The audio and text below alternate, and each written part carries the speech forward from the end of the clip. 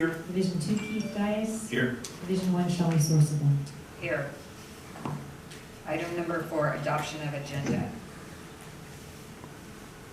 I move to adopt the agenda.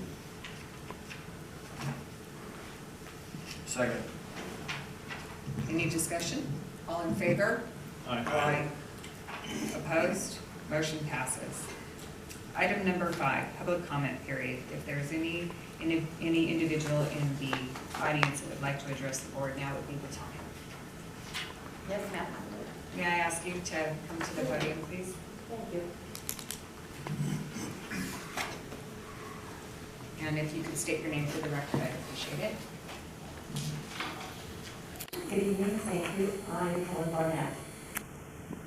And thank you, Chairman and the Board of Directors. This opportunity, sorry, I'm putting on my glasses, I can't see with them on. Thank you for the opportunity to address this board. As the board knows, my company, BV Construction and AVEK, recently concluded a trial where BV was awarded $57,000 for extra construction cost and over $260,000 in fees and cost. AVEK has filed an appeal and has asked BV if we wish to go to mediation. If AVEK wishes to make a settlement offer, BV will consider it. However, we went to 2 mediations previously, and given the past mediation experience, we have no desire to repeat that process. Particularly with the involvement of AECOM, who has a financial interest in keeping the case alive by earning tens of thousands of dollars in consulting fees with no exposure to the litigation risk. In fact, AECOM could be considered to have a conflict of interest in violation of Government Code Section 1090. Also, AECOM is stuck on a position they took during construction, and they persuaded AVEK to adopt it.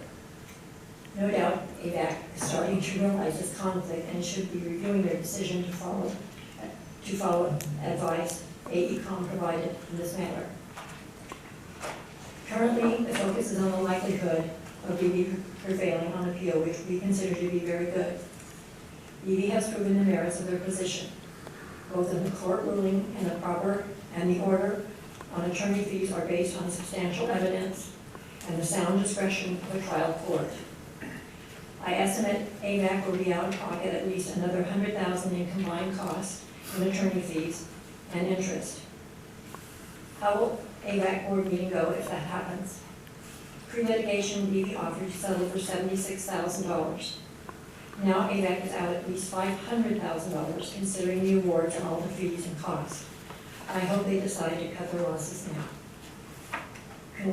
Currently, the judgment is accruing interest at a rate of $2,600 a month. These are taxpayer dollars funding this effort. I urge AVEK to pay the amounts awarded by the court in this matter and in this litigation. I respectfully thank you for this opportunity to address this board. Thank you. Thank you. Any other comments? Okay, item number 6, new business. Yes, the board president, Sourceville, members of the board asks that consultant Dan Flory from Provost Pritchard attend the board meeting and give a progress update of his activities over the last year. And he was here on other business with the agency, and so he's here tonight to provide that report. I'll turn it over to Dan. Welcome, Dan. Thank you. Thank you, Dwayne. Madam President, members of the board. It's good to be back in the Antelope Valley, believe me. It's been a long time. I've been here a couple of times to meet with staff, but I haven't met with the board in quite some time, so it's good to be back.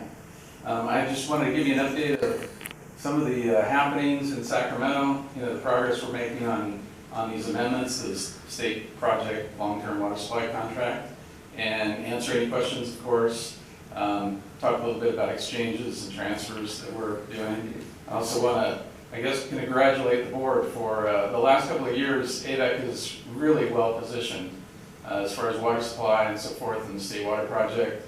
I think the high desert is going to be a real benefit to the users in your districts.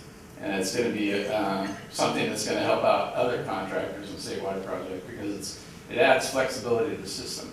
And that's what a lot of state contractors lack is the opportunity to flex. We have so much, there's so many restrictions on the delta and so forth that we're almost running the river anymore. You know, you get a good wet year and people don't know what to do with water. You get a dry year and they're hurting for water.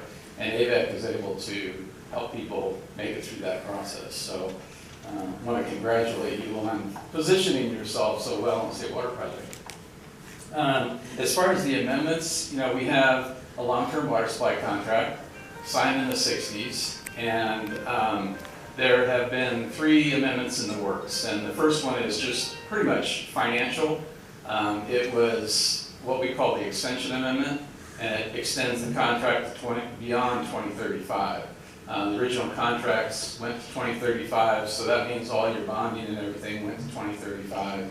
And so 6 or 7 years ago, we started the process of amending the contract.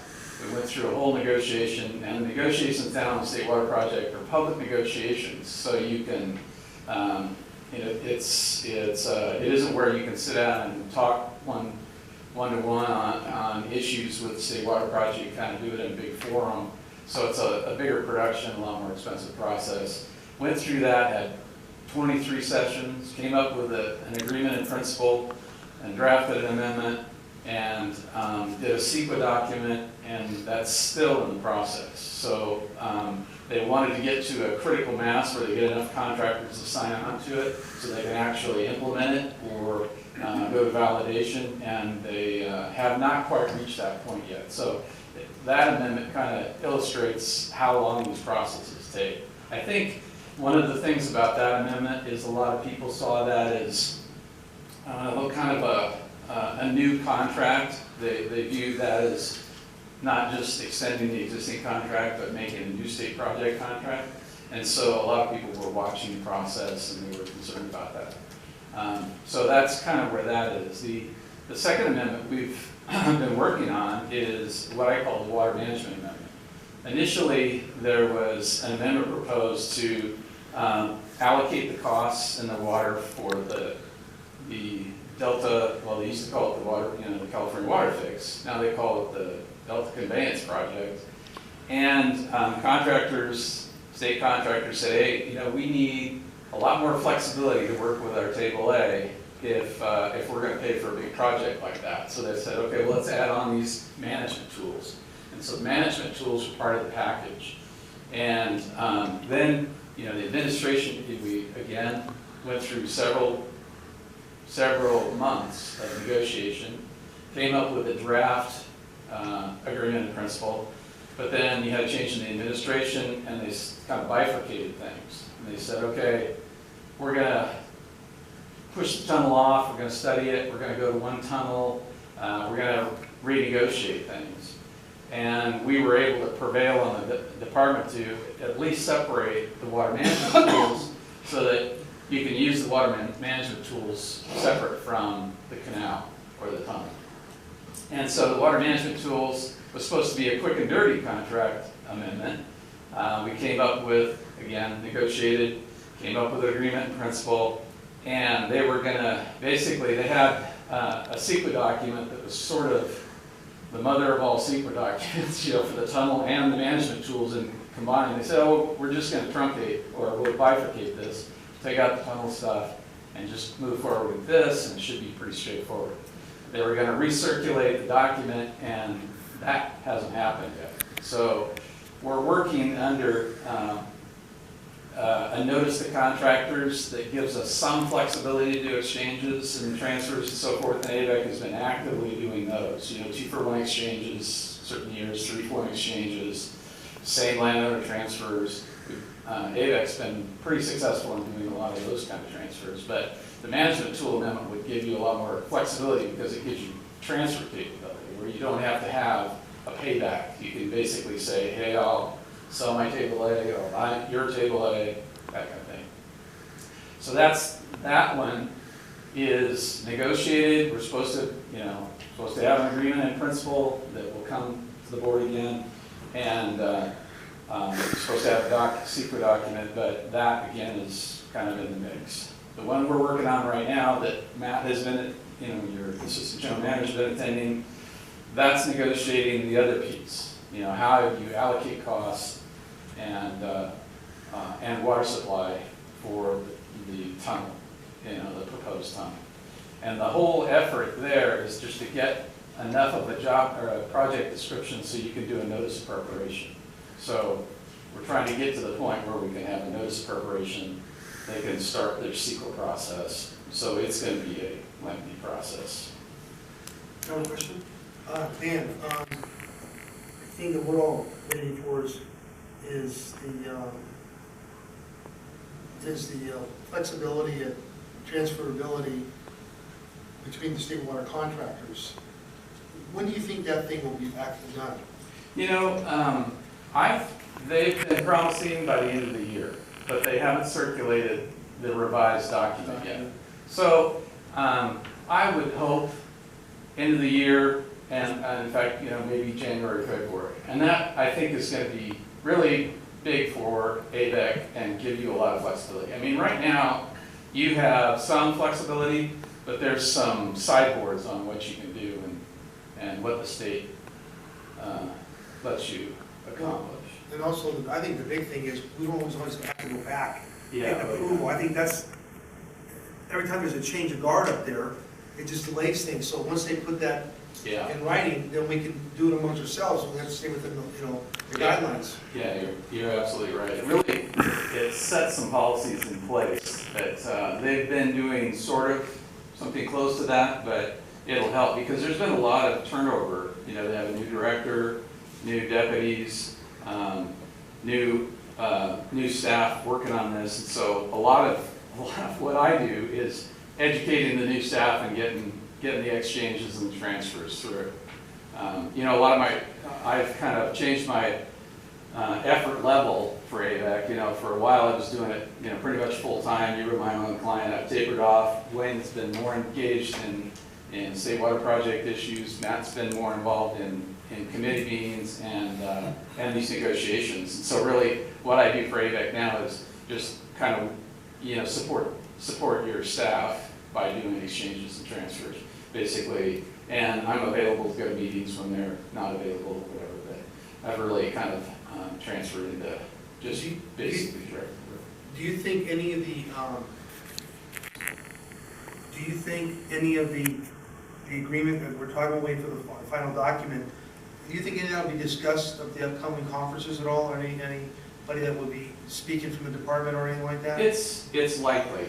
I think the extension, contract extension, that should be kind of done, and it's kind of, everybody's kind of agreed to the principles. So I don't know if you're going to hear anybody discuss that. The water management tools, I think Aqua is in December. There may be somebody discussing that, but really the big thing right now is the amendment to allocate costs for the tunnels. And I would assume there's going to be somebody to discuss that. I thought everybody forgot about the tunnel. Don't hold your breath. So, I can answer any questions. I again want to congratulate you. I think moving forward on the high desert is going to be a really, really big deal. It's going to really benefit AVEK and their users. Yes. What's a farmer's position on a single tunnel in the San Joaquin? There's, there are a lot of folks that are maybe on the fence, and they say, the tunnels, if I've got more permanent crops and I can afford more expensive water, they might be supportive. A lot of the Kern County Water Agency member units, the Dudley Ridge Water District, Tulare Lake, they're kind of going, this is pretty expensive, we really have to see what the benefits are. And part of the process we're going through now is kind of trying to identify the benefits. Because it's likely with a tunnel like that, you're going to get more efficient conveyance, you're going to get water faster south of the delta. And you have to have some way to utilize it. That's why I say AVEK is well positioned, because you're going to have the ability to take more water quickly. The ag guys, some of them are, there are a lot of them in Kern County. if it's part of their portfolio, you know, they got some inexpensive water, and they can kind of say, okay, this is for my pistachios, you know, or whatever, they might still be in. And I think there are some that are still in, but you get into the Tulare Lake where they, you know, they do a lot of different crop patterns, and they're just, it's too expensive. So, yeah. We're really kind of trying to see how this is all going to play out, because at this point, you know, you kind of, it's hard to tell what the project's going to look like and how much it's going to cost. Dan, has anybody brought up, I mean, the alignment of the state water project, besides the tunnel, has anybody brought up what are we going to do with the next 5-8 million people south of here, you know, that, about water? I mean, it's, the pipe is not going to get any more water down, but the thing I haven't heard anybody talking about is how they're going to supply water to, you know, additional people. I mean, is there anything come up on that? You know, they're exploring all the options. You know, a lot of local districts are looking at using supplies that they have more efficiently. You know, some people are treating brackish water, or they're turning to other options. Or they're utilizing the state project water as efficiently as possible. Like I say, some agencies, they don't have a place to store it, so they're partnering with agencies like AVEK, saying, hey, you can take my water in a wet year and dry year. But, you know, as far as new sources, there aren't a lot of new sources out there. I think that's one of the things that's somewhat attractive about sites, is that at least people are saying, hey, this is actually a new water supply. Unfortunately, it's north of the Delta, and it's a pretty expensive project. Well, it's north of the Tehachapi's. I don't think there's anybody south of the Tehachapi's except ourselves that are doing a major groundwater recharge program. Is there anybody? Michelle's doing something. Yeah, I think there are some that have been maybe on the fence, but I think that's going to be the future, is you're going to have local ability to take big slugs of water and store it for dry years. And that's why I say I think But especially on this side of the mountain, yeah. Because Yeah. we already see what earthquakes are doing in different regions, so, you know, I was just, you know, Yeah. here we hydraulically flow the water from here all the way to Riverside, you know, once you get over the side of the hill, so. Yeah, there is a lot of discussion about exchanges and transfers. What about reclamation water? Are there any more discussions with that, blending with the Delta water or anything like that? There is. It depends where you are and if it pencils out. You know, if you're in Orange County, it makes sense. You know, Antelope Valley, maybe not. You know, I mean, it kind of depends on the service area. And the State Water Project has 29 different agencies, and some of them have different situations. So, yeah, it's part of, like Metropolitan is part of their portfolio. You know, they're kind of exploring all their options. Quick report, any other questions? Item number 7, consent calendar. I'll make a motion, we approve the consent calendar. Any discussion? All in favor? Aye. Opposed? Motion passes. Item number 8, items for consideration and possible action. Item 8A, Director Donato, Finance Committee. Okay, Finance Committee met yesterday and went through these items that you see in front of you. Who wants to take on the GAC? Yeah, well, John Bonziga will give a staff report on these, but just as a way of introduction, the majority of these projects are associated with the capital and asset replacement program that the board adopted recently. And these are some of the larger lead items. And John will be able to provide the same type of explanation that he provided to the Finance Committee on each particular item. Each one of these will have to be voted on separately, so you might want to do the first one, vote on it, and move on to the second. So with that, let's get John up here and, Thank you, Dwayne. Good evening, everybody. Evening. We'll start off with the first staff report, and that is to replace the GAC filter media in half of the filters at Quartz Hill. If you'll remember last year, we did all of the Roseman treatment plant. We did the 6 filters at Roseman. We put out requests for proposals. There's 2 companies in the United States that provide domestic GAC carbon, and that's Norit and Calgon. Last year, Calgon was the low bid. This year, Norit, and we contacted Norit several times. They were not interested in doing the project. Calgon kind of has this filter change out down to a science, and their pricing is pretty competitive because they have no competitors. So anyway, we looked at a couple options. We need, the filter media lifespan is about 12 years, and we're coming up on 12 years. And even though our TOC removal is still pretty good, the media gets smaller. Every time you backwash, it gets a little smaller, and what happens, all of a sudden you'll have turbidity breakthrough, which you don't want, especially in the middle of summer. So we're going to go on a schedule to replace its media every 12 years. We did look at, the committee asked us to look at Quartz Hill if we did the whole plant at once, instead of doing half this year and half next year. So we did contact Calgon. The savings to do the whole plant at once would be $50,000. But we'd have to spend, the downside is we'd have to spend another $1 million to save the 50. And the operational downside that Dwayne and Matt and I discussed was that really, you don't want to take the whole plant down. We don't have an alternative source of water at Quartz Hill, as we do at Roseman and Eastside. So operationally, it's very risky to try and do the whole thing at once. Yeah, We'll be taking it down for how long? the project is going to be about a 3-week project. Yeah, barring any poor weather, because we have to do it probably November timeframe, November, December. So with that said, we did come in about $107,000 under budget, which is always a good thing. And Calgon is a very reputable company, and we have great confidence that they'll do a good job, just like they did at the Roseman plant. So we would ask that that you would approve the contract with Calgon for $1,033,081.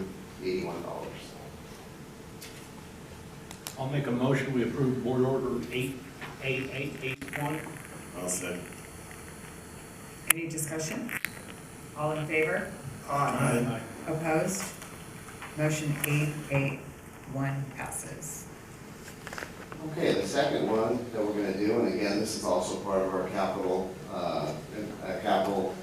project, but is the 4 generators, emergency portable generators that we're going to purchase to add to the 2 that we already have.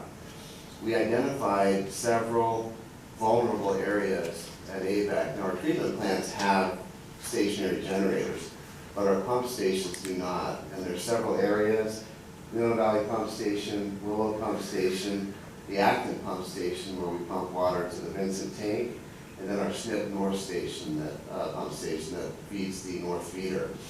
So with these additional generators, we'll be positioned very well if we have a power outage. And as we were telling the committee, after the fire, the Paradise Fire, PG&E was looking for ways to prevent this from ever happening again. And their solution, which Southern California Edison adopted, was this PSPS program, Public Safety Power Shutoff. If in any area of California, the temperature, the humidity, and the wind are at certain levels, they'll shut a whole grid off. And they've told us this policy is what they've adopted. Hospitals have to adhere to it. Public agencies have to adhere to it. So they're making people get these alternative power supplies. The policy is not going to go away. So we think that it's prudent to add to our arsenal of generators. And we'll be, like I said, well positioned if we do have a power outage. We have 3 committed. They can deliver 3 by December. The 4th one won't be delivered until 2020. Ventura, Water Agency of Ventura has locked up 14 of these. So they're getting harder to find. And as you know, if there's an emergency, anyone's in the rental yards, and these are huge generators, are going to be spoken for. So anyway, with that being said, we would ask that you would approve the proposal submitted by Quinn County. Oh, I'm sorry, Frank. Before you go too fast, explain to them that you're able to negotiate saving the agency. Oh, yes. We are involved in this NFPA group, and we were able to save the generator's list price, I believe, was $326,000, or I'm sorry, let's see. Caterpillar list price, $345,980, and we were able to get them for $276,000 by being part of this group. And the fact that we have already purchased two a couple years ago put us kind of up high on the list to get these other four. So the only time they're not going to turn the power off if it's raining. Well, that's debatable. Who knows? You didn't say that. It's raining really You hard. said wind. If the wind's blowing and it's raining, they may be. Yeah, it's very scary what's happening. You almost have to look out for yourself as an agency because Edison's not going to do it.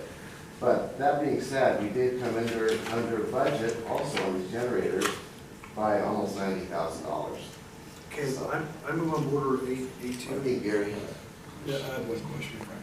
What are we doing with the old generators? So do we have old ones? We don't know. We have, these are all Tier 4 compliant, Okay. so they're good supposedly forever in California. The two we have, they're 2 years old. One is positioned right now in the Mill Valley Pump Station and ready to go. The other one is here at the Quartz Hill plant, and we can move it to where it needs to be. In the summer, we'll probably put these generators at the pump stations, because that's really when this PSPS can kick in.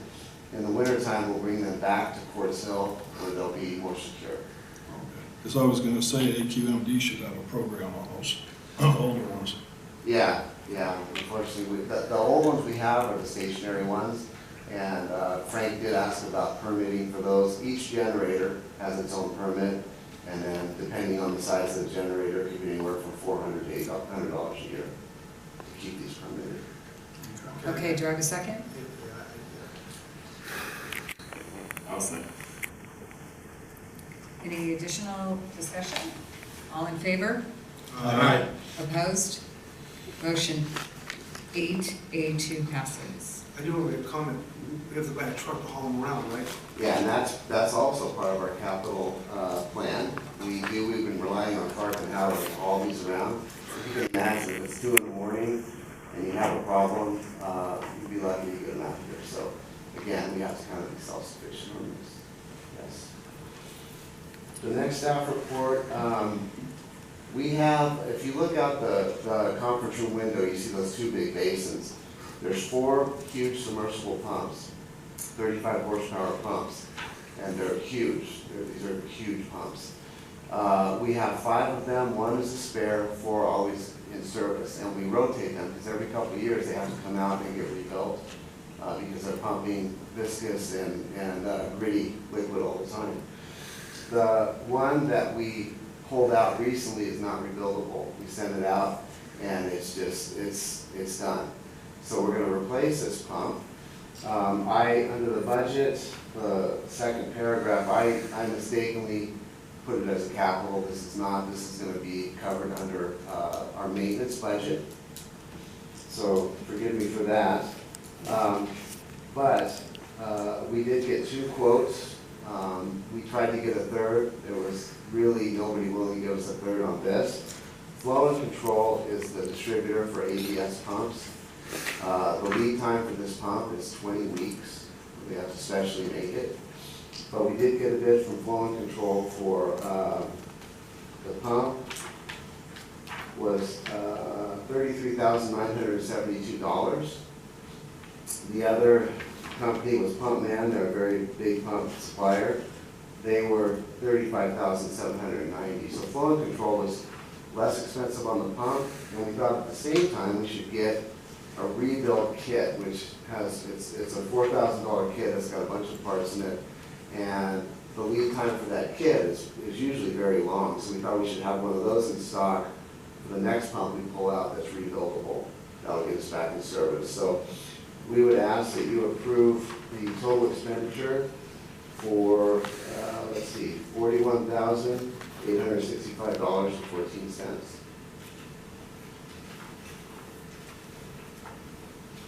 I also move that we. I'll second. We purchase it. Any discussion or questions? All in favor? Opposed? Motion passes. Okay, the next one is a fan favorite of everybody. This is removal of spent coagulant. And this is the byproduct of water treatment. When you treat water, you're taking things out of it. And what we take out of it is dirt, organics. There is some aluminum sulfate residual from our coagulant that we use. There's some arsenic that is just naturally in the water, in the aqueduct. We've priced this before. There's very few people that want, this is not a hazardous material, by the way, but there's very few people that want to deal with it, that want to haul it away. We found a company, Miracle Construction, that's been doing it for us for the last, gosh, I think 10 or 15 years. Last year we did price waste management to see if we get a competitive price, and they were about 20% higher. So what we budgeted $80,000 to remove this. And I will say, as an added note, this every year used to be a real problem, you know, paying for this, removing it. And about 10 years ago, Frank came up with this, let's put a component on the water rate to cover this. And so now in our water rate study, that is always included, the removal of spent coagulant. So the bid came in, the price came in at 70, let's see, $80,000, so there we go. So we would ask that you would approve that to remove the spent coagulant from Quartz Hill. The other plants, there's not enough to remove, so it's just going to be for Quartz Hill. Okay, I'll move on board 8A4. I'll second. Any discussion? All in favor? Aye. Opposed? Motion passes. Okay, the last one we have tonight is, in all treatment plants, we have instruments called turbidimeters, and they measure the clarity of the water, which is, there's a MCL for turbidity, which we have to meet, of course. The turbidimeters that we installed during the DDP project about 12 years ago were the latest models. They are not being supported anymore by HAWK, and HAWK is pretty much the standard of the industry for turbidimeters. So what we would ask the committee to do is approve replacing the turbidimeters at Quartz Hill. We have 29 turbidimeters, and then we would get 4 spares. So that would be 33 total. Every filter has a turbidimeter, and then throughout the process of the plant, there's 5 more. Or 4, yeah, 5 more. So by replacing the ones at Quartz Hill, we'll use the 29 that we have, 28, 29 that we have as spare parts for the other plants. That'll buy us another probably 5 to 7 years without having to replace the ones at the other plants. We did budget in the capital budget a certain amount, and we exceeded that by about $6,300. It was a little more than we thought to replace these. But overall, with the projects we've gone over tonight, we're still $190,000 under budget. So we're tracking pretty well. So we'd ask that the committee would approve the purchase of 33 HAWK turbidimeters for $176,330.28.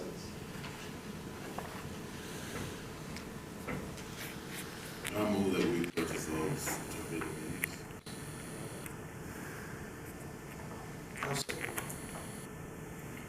All in favor? Aye. Opposed? Motion 885 passes. Okay, thank you very much. Yes, Can you hang on a second? I'm gonna give some of the directors, that, you know, a little bit of the presentation you gave us yesterday regarding the timetable on these filters on A1, and that the years they normally last. Right. Typically, 10 to 12 years for GAC media is about the lifespan, but instead of taking a big hit at once and doing everything at once, which operationally too is just not a good idea, we're going to try to get on a rotation schedule so that, you know, let's say every 8 to 10 years, we're going to do part of the treatment plants at AVEK. So we can budget for it, we can spread it out over time, so we're not doing it all at once. Operationally and financially, that works the best, I think, for everybody. And we're hoping maybe in the future that there's other suppliers for this. You can get imported carbon, but the problem we checked with imported carbon, you're never quite sure what you're getting. With the domestic product, you know exactly what you're getting, and for potable water treatment, that's really important. That was the other thing. How many bidders were there? For the carbon, one. There's 2 possible and only one submitted a bid. That's the entire country? For domestic GAC, that's the entire country. You can have other companies won't even bid because they have to buy it from North or Caledon. Oh. So I mean, I guess some people would call it a monopoly, but that's what we're stuck with. But that will also all be looked at in the water rate, for sure. Many years ago, I went through a presentation. They were, at one time, there was the granulated carbon that they were using coconut shells. Whatever happened with that? Coconut, we checked into that, and coconut shells are good for treating certain types of water, especially groundwater, where you don't have the constituents that you have in surface water. Coconut shell is a little bit cheaper, but it's just not applicable for surface water treatment. And we did check into that like you asked, and that's what we got from 3 or 4 different consultants that we talked to. But it was certainly worth checking into. Oh, yeah, I conclude my report. Thank you. Thank you, Director Donato. Item number 9, old business. Okay, item 10, general manager's report. Sure, thank you very much. Board President, Sourcewell, members of the board, this is the General Manager's report for September 10, 2019. Let's see, do I got the thing on? It won't work unless I turn the button on. Okay, so we're looking at the state weather aspect, and as you imagine, we have cooler temperatures as we've all kind of felt here. We have some thunderstorms through Tuesday evening, and then it'll be mostly clear, warmer temperatures from Wednesday through Sunday in our particular Feather River region in this particular area. This is the Northern Sierra 8-station precipitation graph, and as you can see here, this gives us an historic perspective of the year that we're just completing. And you can see that we're right there in September, and we don't expect any significant additional precipitation this year. If we look at the numbers for the 8-station graph that we've typically use, we're right up here, and this is the, I'm going to get this to work here. So this is where we are at 66.7 inches, and this is the end of the year. This dark blue graph represents the average. So you can see we had a very good year, water-wise. This is the statewide drought monitor update. If you remember last time I showed this graph to you just a few weeks ago, it was all white. You can see that the drought, once we have a wet year, the drought begins the following year. Even though there's just in the southern part of the state, you can see that it's normally dry and then moderately dry in this particular area. Just an interesting aspect, even after a very significant wet year. If you look at our reservoir conditions, Dan will appreciate this, especially since many of the years when he was here with the agencies, these were very, very much more gold, a lot less blue. We've had a couple of great years, and so all the reservoirs are fairly full. You can see we're in Lake Orville, we're at 70% of the total capacity and 110% of average. And even in San Luis Reservoir, we're at 60% of our total capacity, about 139% of average. So we're above our lines and everything's looking pretty well. Also, we recently received notice from DWR that the likelihood of spill this next year is greatly reduced over the last several weeks. Once again, here's the graph that we've shown you traditionally. We're located right down in here. Here's where the average area of storage would be. Currently, we have 2.5 million gallons of storage. As we said, it's 71% of the total capacity. Same conditions with San Luis Obispo. You can see that traditionally we have, this is the low point right about this point, and then there's a kick up, so you can see where we are here. So we're at about 60% of the total capacity. Locally, conventional treatment, you can see we're at about 53.5 million gallons a day. Most of that's being delivered through the Quartzville treatment plant. We have the Roseman treatment plant, the Eastside treatment plant adding a little bit, and then the Acton intertie provides 1.8 million gallons a day to make up that total.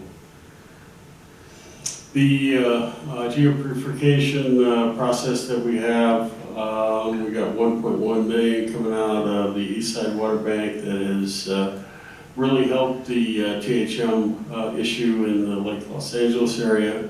Westside water bank at 3.6 million gallons a day, so you can see it's very small. If you remembered at the last general manager's report, I was talking about bench ranch production. That production has ceased once those wells were fully exercised. So if you look at water banking totals for the year, this is it's been a good year for us. We're at 172.7 acre feet per day. To date, we've put about 25,500 acre feet of AVEK water into the groundwater basins through our various water banks here. We currently have close to 82,000 acre feet of recoverable water. In addition to that, 25,000, we're placing 20,000 acre feet in the groundwater basin for Metropolitan. So we'll be closer to 45,000 acre feet of total input at this particular point when we get through the balance of the year. Let's see, it should be here, right?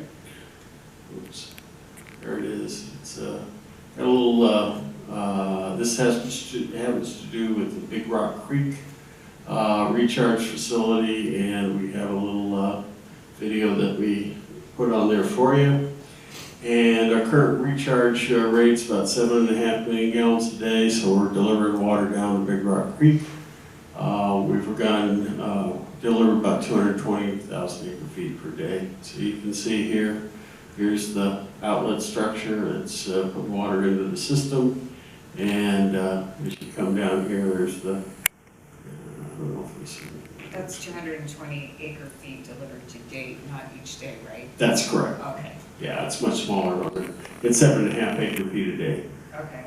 And you can see that the this is some drone footage, and you can see where the water's going down the Big Rock Creek through there. So that's how we're documenting how far the water's going in different places. Yes, Frank? I have a question. So, with this, going on,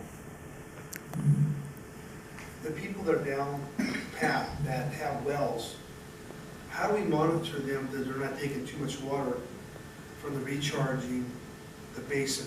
Their production rights are all governed by the adjudication, so Okay. they can overproduce, but they'll be buying replacement water for their overproduction. Well, that's if we have, their meter. We have meters, Yeah, and see, and the question, I'm bringing this up because, we, the group, needs to investigate, and I think somebody needs to do a site survey of the exempt. Yeah, You understand where I'm going, because Yeah. there's people that don't have water rights, but yet we're kind of letting them do what they want to do. well, there's some small pumpers that are Yeah, in there. those are the ones I'm not, we just need to address that. Sure, situation. sure, and the water master addresses all of those small pumpers.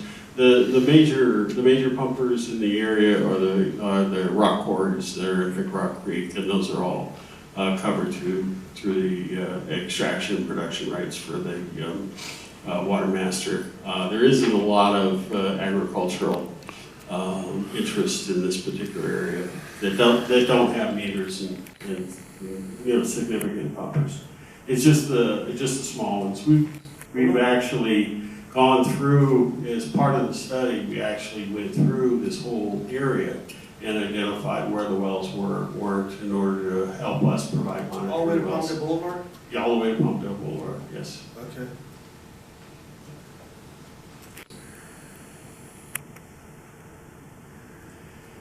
For a water quality update, our TOC and bromide are still very low. The temperature at the plant, PI's plant effluent, has just started to go down, which means we made it through the summer season without any significant water quality issues for water coming in, which hasn't always been the case. And we began sampling for PFAS testing at some of our well locations and at the plant effluent just to monitor that potential issue for the agency. Are we testing that ourselves, or do we have to send that out? We have to send it out, but we're taking the samples ourselves. Some regulatory updates. This has to do with the Fall X2, which is an adaptive management plan proposal for the Bureau of Reclamation. So, to give you some background, the U.S. Fish and Wildlife Service put out a biological opinion in 2008, which indicates that what they call the Fall X2, and I'm trying to think, it's 2 parts per 1,000 of salinity. Where that interface is, where you have that 2 parts, has to be set and measured. And they've indicated that it should be 74 kilometers from the Golden Gate Bridge is where that X2 salinity should be located in order to protect the delta smelt. And in order to accomplish that, that means you must increase the outflow to push that interface closer to the Golden Gate Bridge. So when you have greater outflow, that means you're losing water that you otherwise would have. So as part of the adaptive management proposal from the federal side, they've indicated, this is their direct result of the Trump administration, they've indicated this Fall X2 should be at 80 kilometers, which is further east. And so, which means you don't have the same amount of outflow going through the delta. So you're going to save water by moving that further to the east.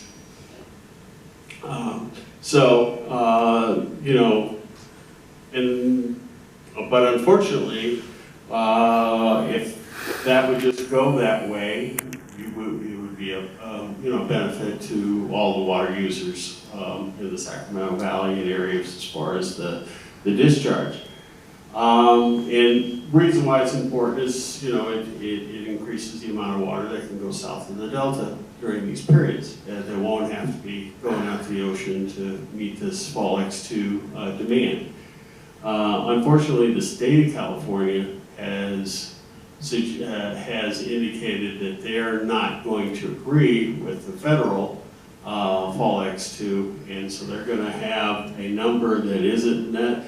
Right now it's not finalized, but they're not going to go for the 74, but they aren't going to go for the 80 either, so maybe it'll be 76 or 77, so that negotiation is ongoing. But I wanted to give you an idea of the kind of discussions that go on between state water contractor representatives and the various regulatory environmental agencies, because this Fall X2, where you get this 2 parts per thousand, is really an important distinction, because it really affects how much water remains in storage for the upcoming year.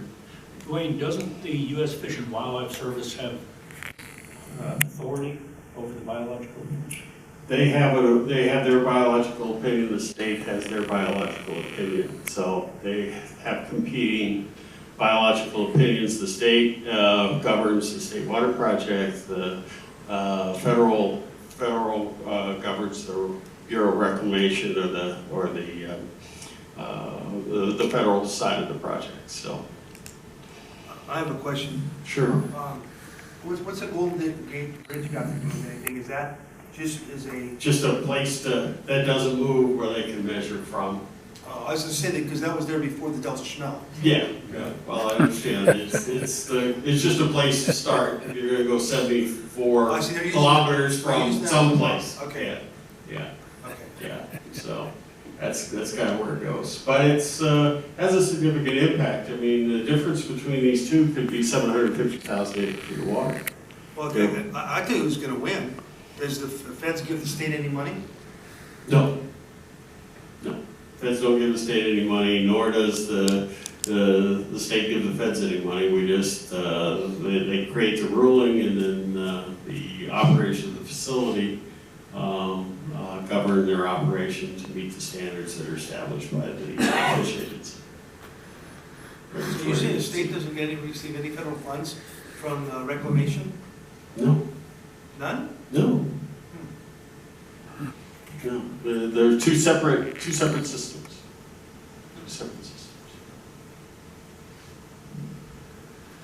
Okay, some other,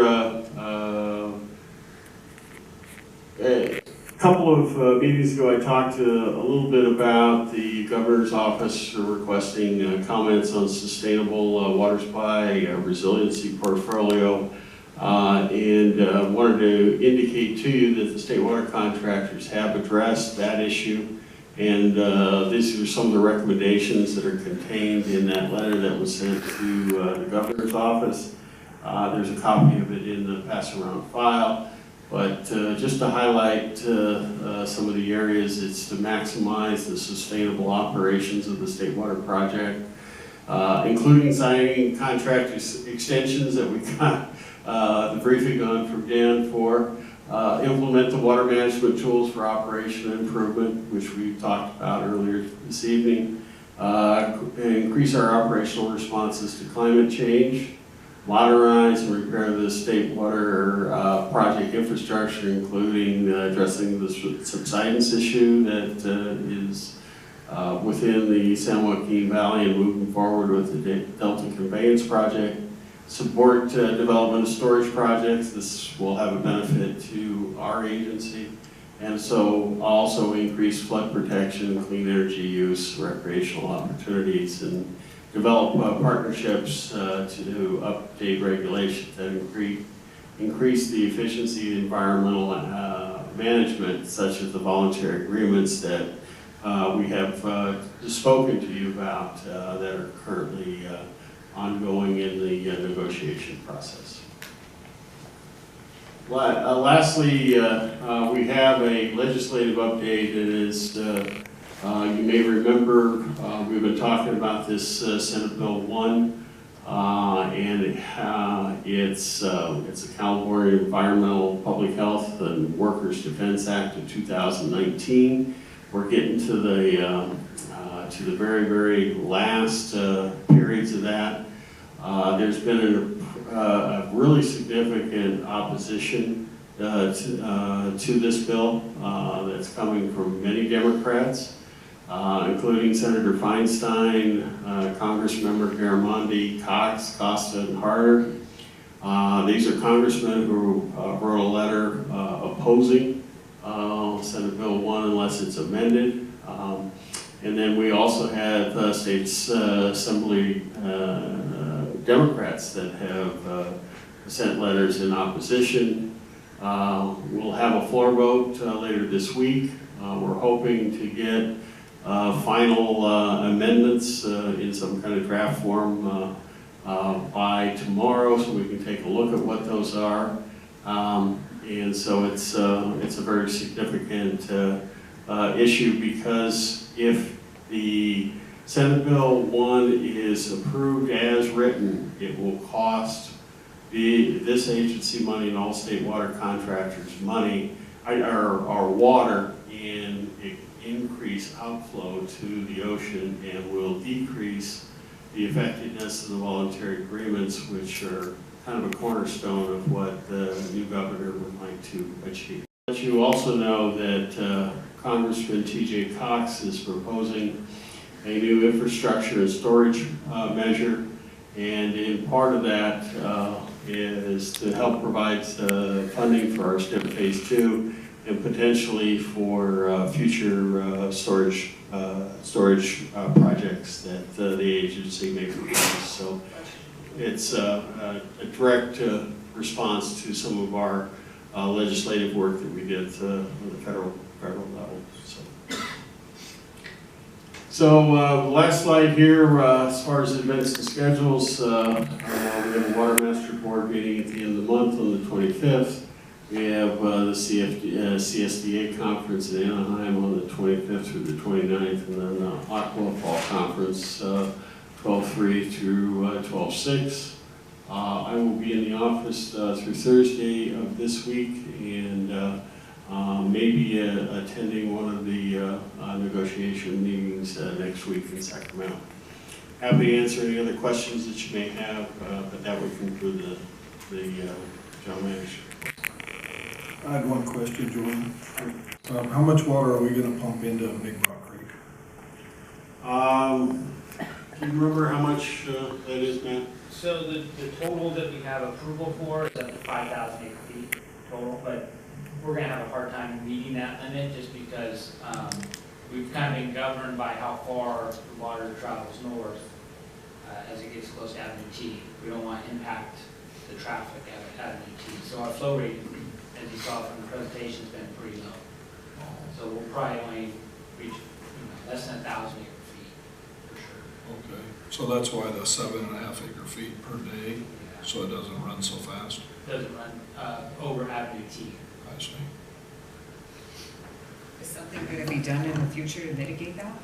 Well, that's part of the work we're doing through the association on this joint project. We have Kennedy Jenks working as our engineer, and that's something they'll look at, ways to, right now the flow is kind of channelized, it's in a small stream, and that's why it's traveling further north. Maybe we can do some improvements out there to where the water fans out and percolates at a faster rate. So this is all kind of the preliminary, get an idea of what happens naturally, and then what we can do to enhance it. It'll be the next portion One of the thing we project. wanted to do is across the Palmdale Road. Yeah, that's even further Here, north. bless them. No, Palmdale. Yeah, And Palmdale. it's probably a good idea what you just said regarding seeing where it goes, because you're probably going to have to build a bridge as time goes on, if you have that 5,000 Goal. continuous flow. Exactly. It's because Palmdale floods now. It's flood right now? I mean, it floods now Oh, in yeah, heavy yeah, rain. but that isn't man-made. Right. Yeah, but what I'm saying is that if we, the Good water, luck suing God. I mean, there's a difference yeah, between no. Just city need state to be water able to contractors and. force that much water down. Well, there's always offstream storage that you can do. So there's a lot of different things. There's a lot of area out there you can do some things so it doesn't go over Palmdale or Avenue T. So we'll see how it goes. Okay, thank you for your report. Item number 11, committee meeting recap report for informational purposes only. Yes, we had 2 committee meetings since our last board meeting. The first meeting was the State Water Project Committee, and this was associated with board members Justin Lane, Marlon Barnes, and Gary Van Dam.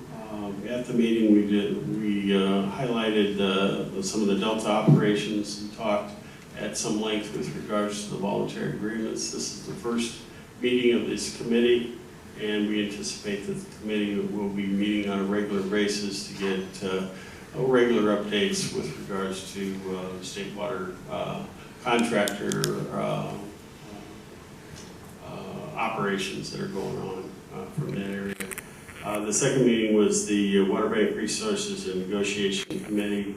At that meeting, there was discussions with regards to the Metropolitan Agreement, which I should have neglected to say. We have a special session set for tomorrow for that particular agreement. We talked a little bit about the design services for the High Desert Water Bank.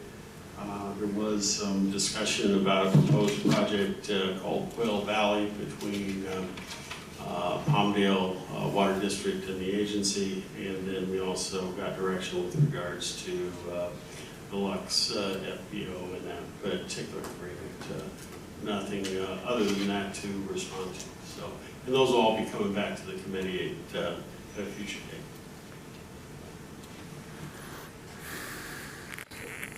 Okay, item 12, director's reports. Does anybody have anything to report? I just wanted to remind everybody that, as Dwayne just mentioned, we have a special board meeting tomorrow night to go over the Met agreement. So if everybody has time, if you could review the agreement, that would help us expedite things tomorrow and get everybody's questions answered and make sure that we understand this agreement, since it is a big deal. So, thank you. Item 13, attorney's report. Nothing to report, Madam President. Thank you. Item 14, do any of the directors have a request for any future agenda items? Okay. Item 15, closed session. Which items do we need to go into closed session for tonight? That would be items A and C. Okay, do I have a motion to go into closed session? I move we go into closed session. Second. All in favor? Aye. Opposed? Okay, we'll adjourn to closed session in about 5 minutes.